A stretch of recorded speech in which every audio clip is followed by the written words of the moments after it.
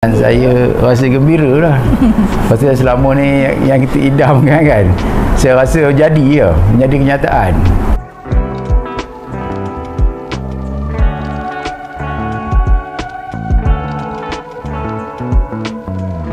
Saya alias Haji Osman, asal dari Kampung Cemor lah.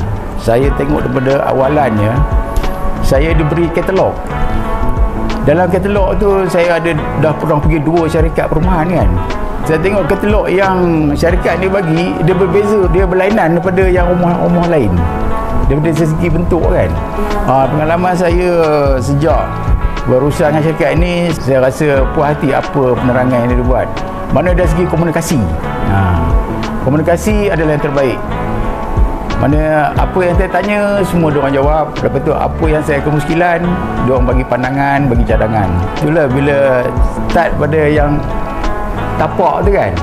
Bila dah bangunan tu naik, itulah pengalaman saya yang paling seronok. Saya tengok, oh dah naik dah bangunan ni kan. Itulah. Mana di situ saya yakin kan benda ni akan berterusan kan. Lalu biasa bila naik bangunan, lepas tu dah stop gitu kan. Dia tak jadi kan. Ini saya tengok kan bila dia naik jadi kan. Lepas tu kami pun cara tak langsung kan rasa benda ni akan berterusan dan siapkan terus lah. Bila siap terus kita pun nampak benda tu kerja dia profesional lah cakap. Itu senang cerita. Tak tertangguh. Itu saya seronok tu. Perasaan saya rasa gembira lah. Pasal selama ni yang kita idamkan kan, saya rasa jadi menjadi kenyataan. Saya pun tak sangka sebagai saya dengan si saya pun mula kata ingat tak jadi nak buat kan.